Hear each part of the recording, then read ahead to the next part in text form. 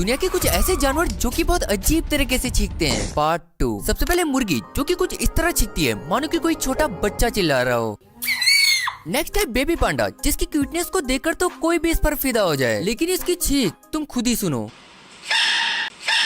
Next है चमगादड़, जिन्हें देखकर तो ऐसा लगता है कि मानो पास आती ये तो खून ही चूस देंगे, पर मुझे ये नहीं पता था कि ये इतने मासूम तरीके से चीखते हैं। और लास्ट में मेरा जिगरी दोस्त, जिसकी चीख सुनने से पहले ये वीडियो अपने उस दोस्त को जरूर शेयर करना जो बिल्कुल इसी तरह चीखता है।